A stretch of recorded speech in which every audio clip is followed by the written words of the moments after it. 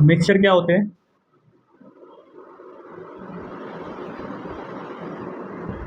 Mixtures, if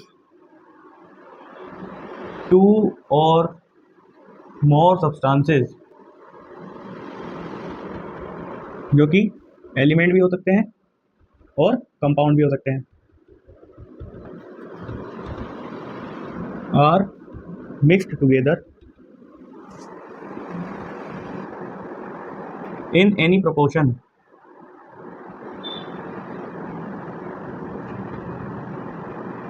and they do not undergo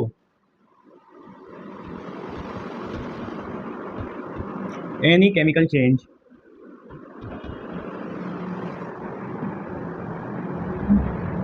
but retain their properties.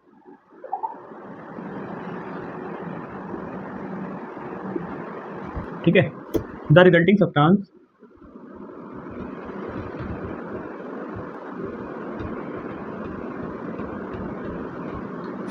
Is called mixture.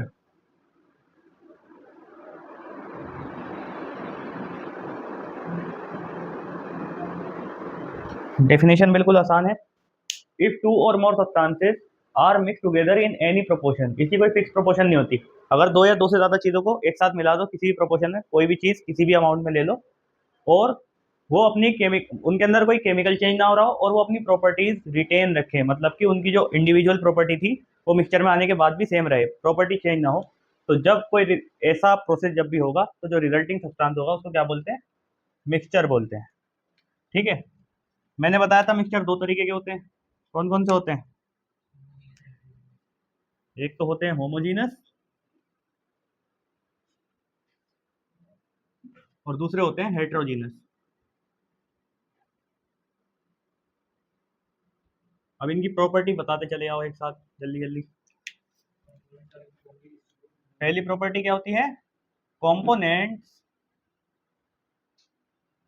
Are uniformly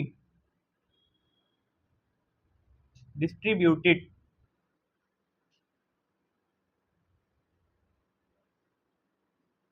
with no visible boundaries।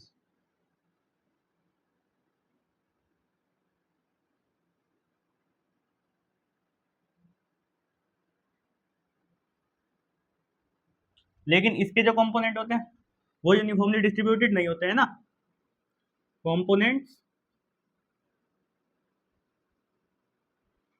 Are not distributed uniformly with visible boundaries.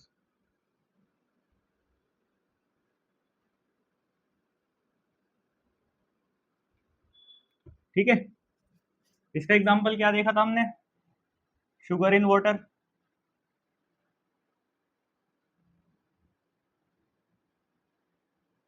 और इसका example sand in water, oil in water, है ना। Sand in water.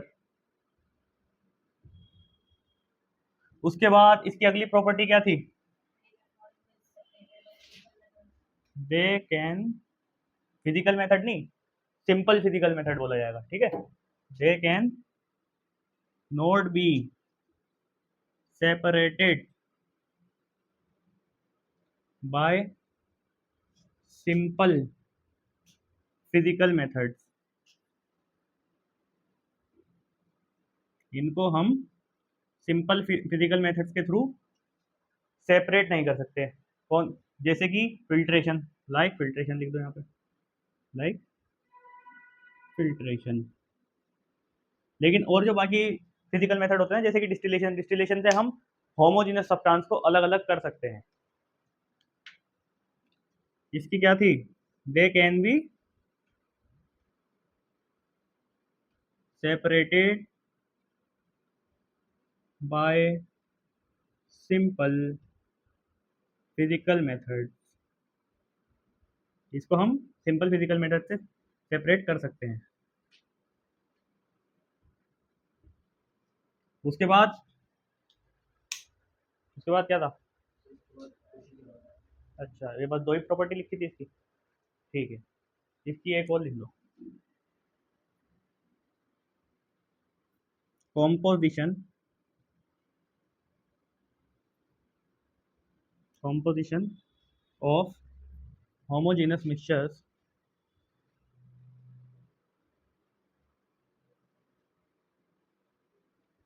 Can vary, मतलब इनकी जो composition होती है ना होमोजेनियस मिक्सचर की, वो वेरी कर सकती है। एग्जाम्पल क्या है इसका? Sugar sugar concentration in lemonade,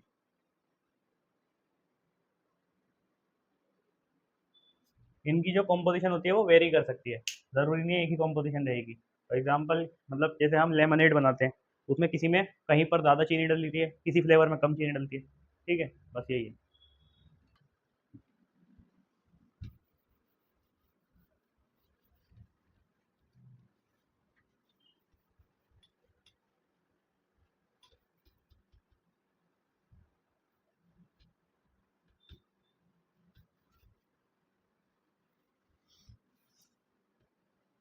अब देखो, अब पढ़ेंगे difference between between mixtures and compounds. Mixtures और कंपाउंड के बीच में क्या डिफरेंस है, ये बहुत ही इंपॉर्टेंट टॉपिक है। ठीक है,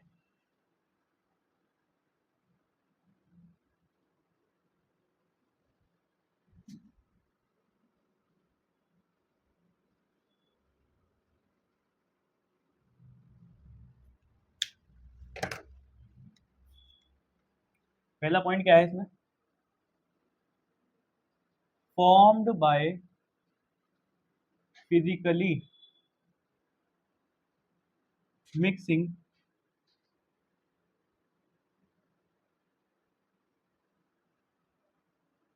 टू और मोर कंपोनेंट्स।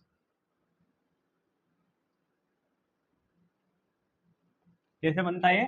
दो या दो से ज्यादा कंपोनेंट्स को फिजिकली मिक्स करने के बाद बनता है ना, जो मिक्सचर होता है। लेकिन ये कब बनता है? फॉर्म्ड बाय केमिकली कंबाइनिंग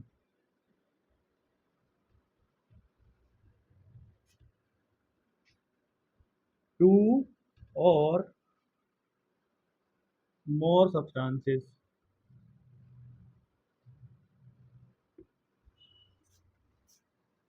दूसरा क्या है? इनकी जो कंपोजिशन होती है वो वेरिएबल होती है, वेरिएबल कंपोजिशन। लेकिन कंपाउंड की जो कंपोजिशन होती है वो क्या होती है? क्या होती है? फिक्स्ड होती है, फिक्स्ड कंपोजिशन। ठीक है, उसके बाद can be separated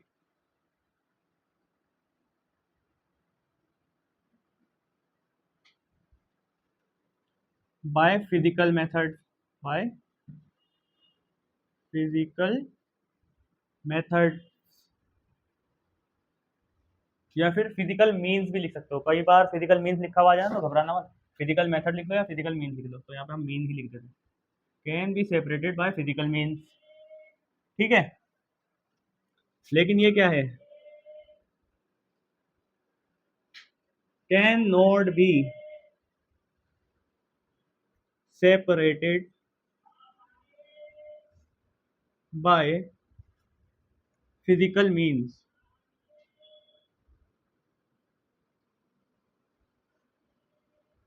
it can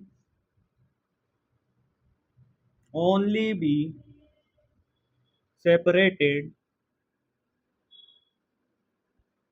it can only be separated by chemical or electrochemical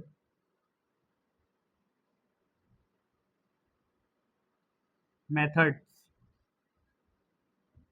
ये जो कंपाउंड्स होते हैं इनको हम फिजिकल तरीकों से, फिजिकल मीन्स से सेपरेट नहीं कर सकते। ये सिर्फ और सिर्फ या तो केमिकल मीन्स से, केमिकल मेथड से सेपरेट होंगे या फिर इलेक्ट्रोकेमिकल मेथड से सेपरेट होंगे। ठीक है, इलेक्ट्रोकेमिकल मतलब जहाँ पर केमिकल चेंज के साथ साथ हम इलेक्ट्रिसिटी का यूज। ये क्या होता है, इम्प्योर होता है कि प्योर होता है? इम्प्योर होता है ना। It is an impure substance.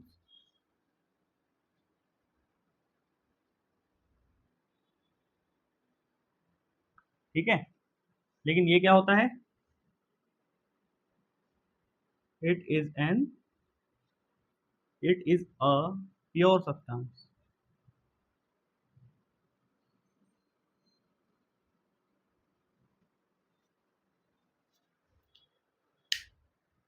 होते हैं ना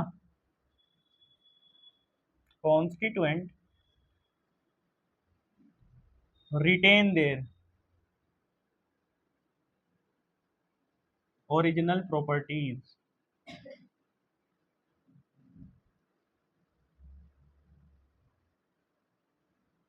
ठीक है, जिसके कॉन्स्टिट्यूएंट्स होते हैं वो ओरिजिनल प्रॉपर्टीज को रिटेन कर लेते हैं, लेकिन यहाँ पर जो होते हैं वो कॉन्स्टिट्यूएंट्स अपनी ओरिजिनल प्रॉपर्टीज को रिटेन नहीं कर पाते। Constituents do not retain their original properties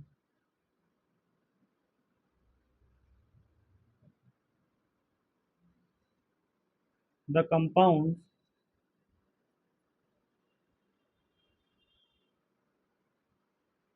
make unique properties.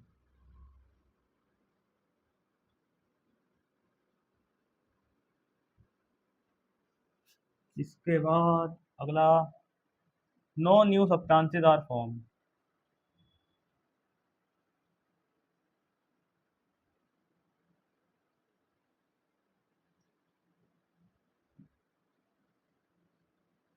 जब हम मिक्सचर बना रहे होते हैं तो कोई नई चीज़ नहीं बनती, बस दो चीज़ें मिक्स हुई हुई होती हैं। उनको चाहे तो हम फिजिकल मेथड से हटा भी सकते हैं, लेकिन जब हम केमिकली किसी चीज़ को कंबाइन करेंगे कंपाउंड बनाने के लिए तो वो एक बिल्कुल ही नया प्रोडक्ट बन जाता है। New substances are formed.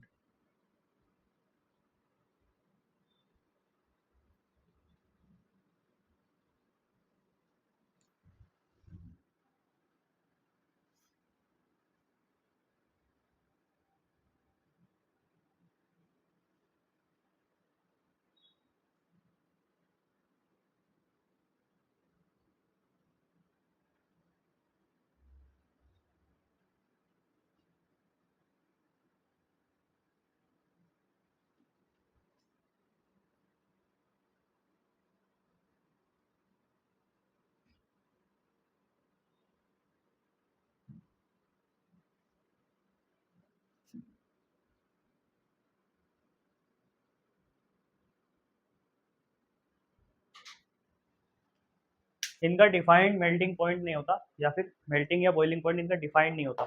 किसी का भी कुछ भी हो सकता है ना, अगर मैंने चीनी ज़्यादा डाल दी तो चेंज हो जाएगा, अगर चीनी कम डाली तो चेंज हो जाएगा, चीनी हटा दी तो चेंज हो जाएगा। लेकिन जो कंपाउंड होते हैं उनका मेल्टिंग और बॉइलिंग पॉइंट हमेशा डिफाइंड रहता है, फिक्स रहता है। चलिए नोट।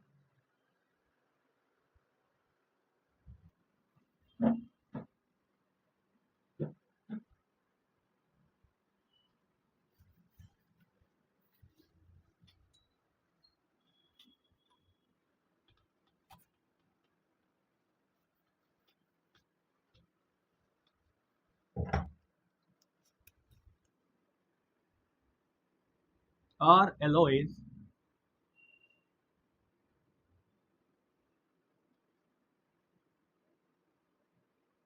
मिक्सचर्स और कंपाउंड्स।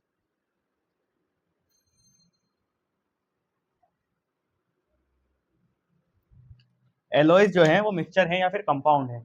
एलोय पता है क्या होता है? पता है एलोइज क्या होते हैं? एलोइज ऐसे मेटल्स होते हैं, पीतल देखा, पीतल, पीतल के बर्तन होते हैं, देखा है ना पीतल, पीतल जो है वो एक एलोय है। ऐसे मेटल्स होते हैं जो कि दो मेटल्स को मिलाकर हम एक नया मेटल बना दें। ठीक है, वो होते हैं एलोइज। अब बताओ, मैंने एक अलग मेटल लिया, दूसरा अलग मेटल लिया, दोनों को मिला के एक तीसरा नया मेटल बना दिया। जैसे ये जो पीतल होता है ना, ये जिंक प्लस कॉपर से मिलके बनता है ये, तो इसको क्या बोलते हैं, ब्रास। इन दोनों को मैंने मिक्स करा, तब जाके ये रिजल्ट बना ब्रास। तब बताओ ये मिक्सचर है कि कंपाउंड है? मिक्सचर। लेकिन ये जो मैंने मिक्स करा है ना, ये फिजिकली नहीं कर सकता। मैं ऐसे नहीं कर सकता कि गिलास के अंदर पीतल का टुकड़ा लिया, ओ कॉपर का टुकड़ा लिया और जिंक का टुकड़ा लिया और मिला दूं। फिजिकली नहीं मिक्स होते, ये केमिकली मिक्स होते हैं, केमिकली जोड़ा जाता है इनको। अब बताओ क्या होंगे, कंपाउंड की मिक्सचर? ऐसे ही बता दो जो भी दिमाग में आ रहा है, इतना मत सोचो। कंपाउंड कंपाउंड लग रहा है क्योंकि केमिकली हो रहे हैं। लेकिन एक और चीज़ है, इनके जो कॉम्पोनेंट कॉन्स्टिट्यूएंट्स की प्रॉपर्टी होती है ना, वो रिटेन हो जाती है, मतलब वो चेंज नहीं होती। रिटेन्स द प्रॉपर्टी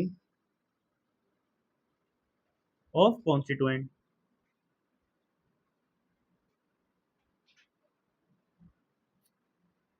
अब बताओ, मिक्सचर है ना, यही कंफ्यूजन है कि ये कंपाउंड है कि मिक्सचर है। तो अब देख लो इसको,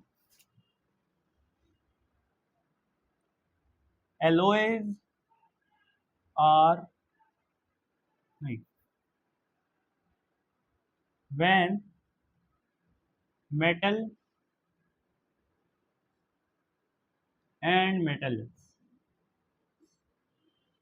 और metal and non metals are mix together, या फिर कंबाइंड टुगेदर लिख लो, mix together to form a new substance. ठीक है, to form a new substance, the resulting is called alloy. ठीक है,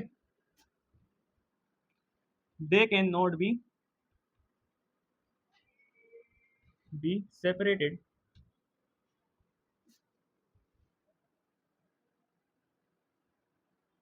बाय फिजिकल मेथड्स। इनको हम फिजिकल मेथड से सेपरेट नहीं कर सकते, ये सिर्फ और सिर्फ केमिकल मेथड से ही सेपरेट हो सकते हैं, मेथड्स। ठीक है, डिस्पाइट दिस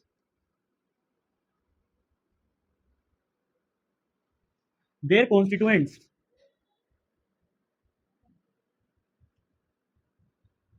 रिटेन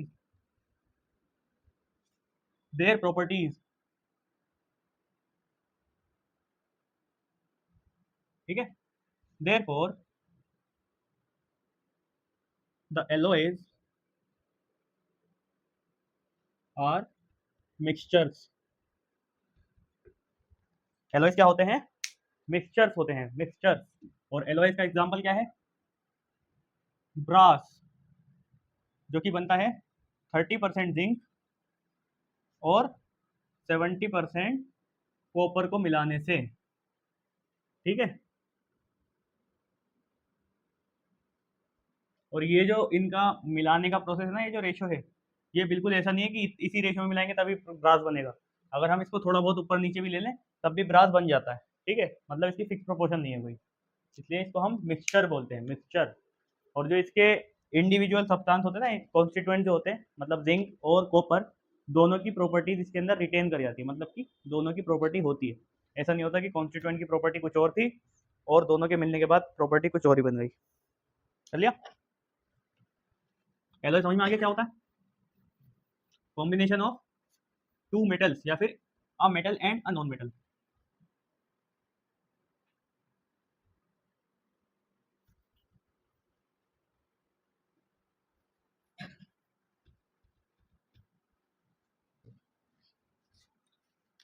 हमने दो तरीके के सॉल्यूशन वो मिक्सचर पढ़े थे,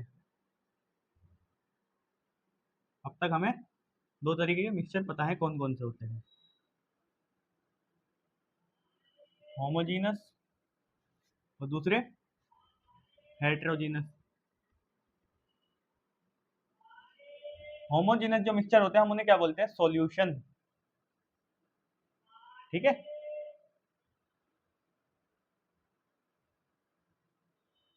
सॉल्यूशन। अरे यार क्या हो गया।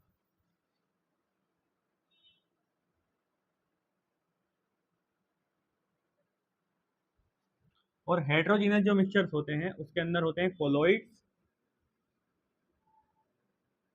जिसको हम कोलोइडल सॉल्यूशन बोलते हैं।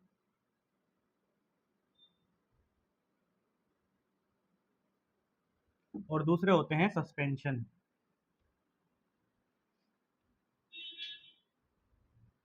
ठीक है। अब तीनों में डिफरेंस क्या है? होमोजीनस तो तुम्हें पता चल गया कौन से मिक्सचर होते हैं जिनके अंदर यूनिफॉर्मली डिस्ट्रीब्यूट हो जाए सारे पार्टिकल, है ना। उसके अंदर पार्टिकल का साइज बहुत ही ज्यादा छोटा होता है, ना के बराबर की तुम्हें दिखे ही ना कितना छोटा होता है। ठीक है। और वो पार्टिकल जो होते हैं यूनिफॉर्मली डिस्ट्रीब्यूट होते हैं और बहुत ज्यादा छोटे होते हैं। जो कोलोइडल होते हैं उसके अंदर ना तो बहुत बड़े होते पार्टिकल, ना ही बहुत छोटे होते हैं। उसके अंदर पार्टिकल्स को हम देख सकते हैं लेकिन उसको हम फिल्ट्रेशन के थ्रू नहीं साफ कर सकते कोलोइडल्स को। ठीक है। जैसे कि दूध चला जाता है कभी कभी पानी में, दूध की एक आध बूंद गिर जाए, कभी देखा है? पानी में दूध गिर जाए थोड़ा सा तो पूरा वो कैसा हो जाता है, वाइट वाइट टाइप का हो जाता है ना, मिल्की वाइट हो जाता है वो। थोड़ा थोड़ा कहीं पे वाइट होता है कहीं पर नहीं होता और एकदम फैल सा जाता है। वो जो होता है वो वाला सॉल्यूशन होता है, उसको क्या बोलते हैं? Colloidal solution. सस्पेंशन जो होते हैं कि पार्टिकल का साइज इतना बड़ा हो कि तुम उसको हाथ डाल के भी निकाल लो या छान के किसी भी छन्नी से यूं ही छान लो, वो कौन से होते हैं? सस्पेंशन होते हैं। मतलब उसके अंदर पार्टिकल का साइज बहुत बड़ा होता है। कभी तुम्हें डॉक्टर ने पीस के दवाई दी होगी फिर उसके अंदर एक लिक्विड टाइप का मिला देते हैं, देखा? वो सस्पेंशन की वो भी आती है। जैसे कौन सा होता है वो, हाई कॉप करके कोई वो होता है सस्पेंशन, बच्चों की दवाई होती है ज़्यादातर वो। उसके अंदर लिक्विड अलग से देते हैं और बोतल के अंदर वो पाउडर पाउडर सा होता है, वो लिक्विड को मिला के फिर पाउडर बनाना होता है।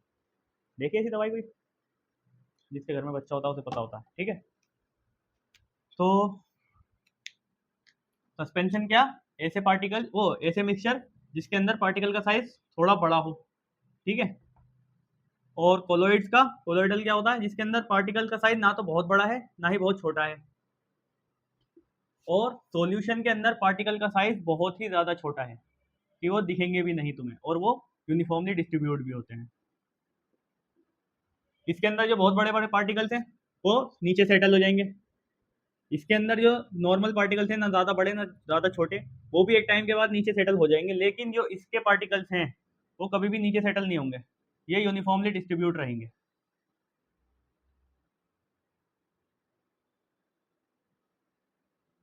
लिख लो। इसके पार्टिकल का साइज इतना छोटा होता है, दैट इज 1 नैनोमीटर। ठीक है। 1 नैनोमीटर, 1 nm। इसके पार्टिकल का साइज जो होता है वो 1 nm से 100 nm तक बीच में होता है, 1 नैनोमीटर से 100 नैनोमीटर तक। और इसके जो पार्टिकल का साइज होता है वो 100 नैनोमीटर तक होता है। तो नैनोमीटर से बड़ा भी हो सकता है और 100 नैनोमीटर तक तो होता ही होता है। ठीक है। ये इसके साइज है। नैनोमीटर मतलब 10⁻⁻⁹ मीटर। 1 नैनोमीटर किसके बराबर होता है? 10⁻⁹ मीटर के बराबर।